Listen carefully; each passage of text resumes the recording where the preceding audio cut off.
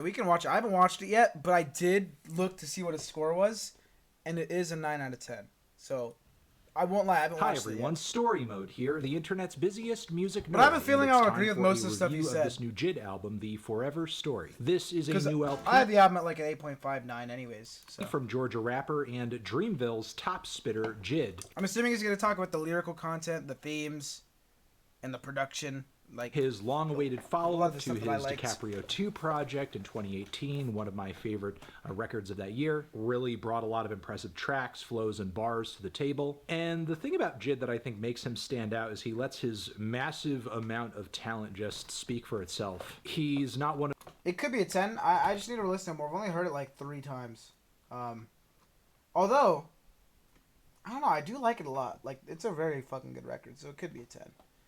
These overly competitive, lyrical miracle rappers trying to save the game, yet he has plenty of clever wordplay to flex. He also brings plenty of unique flows on his records without sounding his flows are so like fucking good, bro. They're so good. His head is up his ass. He has the taste and tact to appeal not just to more discerning listeners, but also people who are just looking to hear a banger too. And not only is he plenty great as is, but he also has a massive amount of potential, which I and many have been hoping to hear him capitalize on this record. And I would say he absolutely did that, because shit, there's not a bad track on this thing. And for sure, coming away from this record, there still will be doubters who make dismissive comparisons to the likes of Kendrick Lamar or Andre 3000. Those people are just denying themselves the privilege of listening to a fantastic rapper come into his own on this LP. Because not only do we see improvements in JID's delivery, flows, pen game here, but we also get quite a bit of lyrical focus on many of these tracks. The boldest and grandest production choices of JID's career so far too. Crazy beat switches, multi-phased songs, strong choruses, strong guest appearances from the likes of Ari Lennox, Kenny Mason,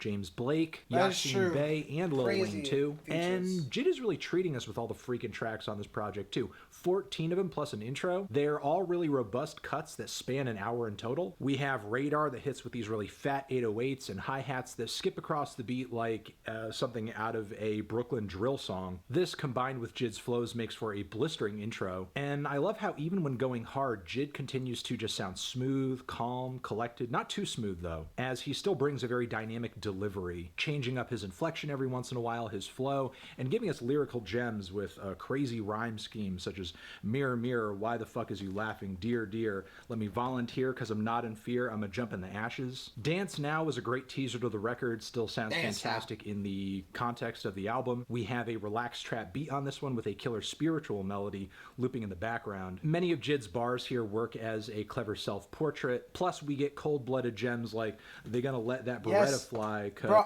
Radar, the second half of Radar, insane. Crack Sandwich might be the one I listen to the most. Dance Now and Surround Sound are like the chill ones though. But I've been listening to Crack Sandwich a lot. I fucking love the hook of that one. And then you guys bugging spray pesticide. This track is just engulfed in flames. And I haven't even mentioned the mean inflection that JID hits the pre-chorus with, which works as a really nice contrast from Kenny Mason's sung harmonies right after. On Crack Sandwich, we have a lot of spooky and somewhat animated melodies worked into a classic boom bap beat. There are plenty of one-liners on this one, but much of the focus on this cut goes back to JID's upbringing and his family and his youth, and how all these things shaped him into the artiste he is today. The verses here touch down that bar, on a few bro. different points He was in his like, life, a few different he's like, I'm an artist with a gun. You can bring my world peace. Something. It was crazy. That Ron Artest Meta World Peace flip. Golly. Experiences, but it all comes to a very chaotic head where he describes a whole like fight and onslaught going on where he has to stand up for his sister. It's not a linear narrative, but thematically it all kind of comes full circle in the end, which is kind of the case for this record overall too. Can't Punk Me is really all about the hype and electricity that can lyrically be generated between JID and Earth Gang within a 3-minute span. Pull out the pump, can't punk me, bitch. Pull out the pump, can't punk me, bitch. It does not disappoint, and these three guys go insane on the song. Fucking insane. Surround Sound with Baby Tate and 21 Savage was also a great teaser to this LP. Still sounds fantastic here. In essence, this song is a nod to Mos Def, especially with this sample here. Shout out Mos Def! Motherfuckers don't know! that many will remember was also used on Miss Fat Booty. But don't worry, Mos Def or Yasin Bey is also featured on this record later. God, and J.I.D, the way he switches up his flow every few bars, it's so natural, and yet the changes are so strong and radical. It's kind of crazy. It's like it's happening before my ears, but I don't notice it, but it's so impressive. I think it just speaks to J.I.D's incredible amount of just natural talent, because most people rapping this intensely or with this much thought going into their lyrics usually sound like they're trying a bit harder, but this man does not even sound like he's breaking a sweat. And plus, again, with the flow switches, does he ever run out of flow ideas? Does he It run is crazy how many them? flows 21 this man Savage has. keeps up on the track really nicely, and Baby Tate is fine. She brings some smooth vocal passages on the cut, which bring us to a very cool slow-mo outro where J.I.D does even more amazing things lyrically. I guess I just wish coming away from this track that Baby Tate had a larger, more lyrical feature, because obviously she's a very capable rapper too. But yeah, if this song proves anything, it's that J.I.D is always going to switch things up, and he is never going to stagnate on a track ever. In fact, he just refuses to do it. Even on the calm, focused, and beautiful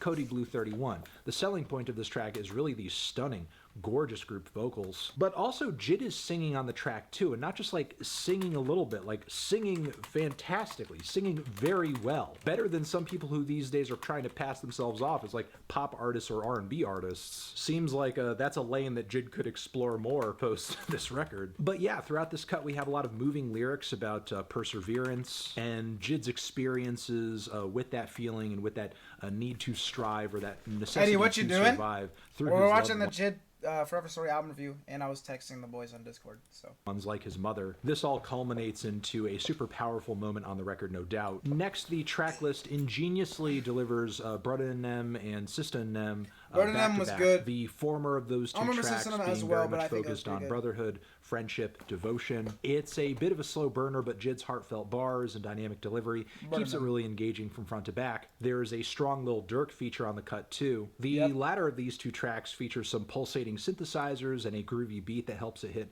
a very hypnotic stride, as do the chilling and gorgeous vocal harmonies from James Blake. The metamorphosis of this beat is fantastic too, as is the emotional metamorphosis of J.I.D in the lyrics, rapping about being there for his family and wanting to be the kind of man that his loved ones still revere, and not letting his fame or success or various temptations take away from his integrity. Following this, we have the stellar Can't Make You Change featuring Ari Lennox. Ari's vocals on the track are fantastic. The whole cut has this luscious, wonderful, laid-back soul quality to it. The fat drums, the fat bass, and while Ari does take up a bulk of the song, at least in the first leg, that is not a bad thing. Vocally, she brings a nice change of pace to the record, and hearing her sing's always a treat. Yeah, I don't really J.I.D, disagree with though, this of review course, at has all. some clever bars about being stuck in your ways, changing in a sort of romantic context, and he dives even further into some sour relationship bars after a beat switch in the second half. And this section of the song is so good, it could honestly be its own freaking song. But that's just where J.I.D is at on this record. He is so full of song ideas, his songs have songs within them, which is also the case for Stars. Now, admittedly, I do think this is one of the weaker cuts on the LP, especially with this very tedious beat that I don't think J.I.D's lyrical efforts do enough to close the gap on. But the track does finish with this sudden interruption, like this announcement message, and now a word from our ancestors, and then it goes into a great guest verse from Yasin Bey, which again, if extended, feels like it could have been its own song, and is just a fantastic addition to the record. I'd also like to mention that Just in Time, 2007, Wheezy while brings not being part of the album, it was a good closer to the album, if it were. one of his best guest verses really in liked a while. listening to Clearly, that he knew after what the he was album getting into instead of on before. a J.I.D album, and hearing these two side by side really does illustrate how well J.I.D embodies his Wayne influence. He also gives us an extra lyrical helping on the back end of the track too. Who the hell says the third verse is dead? Now, from here we have a really strong ending on the record. The track Money is a highlight, with this cute kids chorus sampled throughout the track. I really Nice liked beat, the sample. nice descending Ow! chord progression. Whole song kind of feels like it could be something off an MF Doom record. I think J.I.D is consciously kind of the doing vibes his I best to got. channel that energy as well, especially when he's writing things in kind of a silly tone and rapping in the third person. Better Days sees J.I.D going down memory lane again thematically. One more impressive track on this thing in terms of flows, in terms of production, and lyrically he really ties up a lot of the record's themes about growth, growth, becoming a different person, becoming a better person, and how your life experiences shape you. And with Lauder too, Jid saved some of his best and most impressive rapping for last, where we had this very tight beat and speedy driving bass line that Jid's flows lock in with very, very nicely. Oh my god, I thought this was real. I thought this was fucking real. I thought this was a real tweet for a second. I was like, holy shit. It said, y'all said the queen is dead? I just checked up on Vanna and she's fine. It's a triple entendre. Don't ask how. Only royal family around here. James Gang. I thought it was real. I was like, holy shit. Incredible sound, idea, execution. These fireworks flows really end the record off with a bang. An intense one, and the only thing more intense than the performance here is the messaging of this song, where Jid touches down on a lot of things, but I think most specifically the exploitation of black voices and artistry, where he frames himself as putting in all of this work, especially into the things he says in his records, and yet that message is not translating, it is not landing in the way that he likes, and yeah, that is a story that is pretty well known at this point. I would say in many ways the forever story that we are essentially locked into in the title here. And taking this whole record into perspective, I think that's exactly what Jid is doing on this LP. He's delivering unto us a lot of ideas, themes, and feelings that we've heard on plenty of conscious hip-hop records in the past, but he's putting his own spin and perspective on it with the experience that only an artist could at his age and with his knowledge level of those who came I'm before even starting him. to And like, there is a sadness and a few when I first heard it, I was like, all right, same level as Mr. Morale. Now I'm like, it might be a little bit better. I don't know though. I gotta listen to both back to back and like really go at it. Did you say the queen is not dead? No, I didn't. LeBron James did. utility in that repetition and that endless repetition that I think he's going on about here. But simultaneously, the gospel-inspired group vocals at the end of the track do present almost like a ray of hope. In that light, not only do I see the Forever story as just Mr. a I was really even that impressive good, show. but you gotta remember, just like you said, you're a Jid stan. I'm a Kendrick stan, so like it's automatically better. It is. I think it's that. I think it's good. No, she's very dead. Yeah, unfortunately. I mean, you can see the title of the stream. Mr. Raw's good though. What do you mean?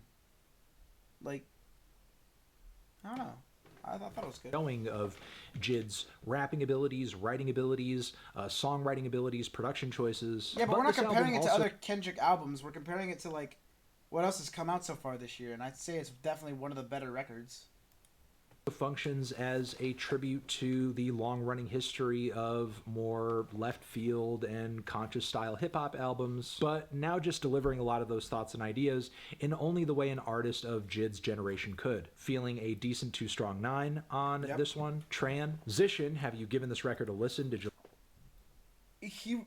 Okay, I gotta see what his fucking score is of this. I'm just gonna skip to the end real quick. I'm guessing a 4. A 3 or a 4. A 3 or a 4.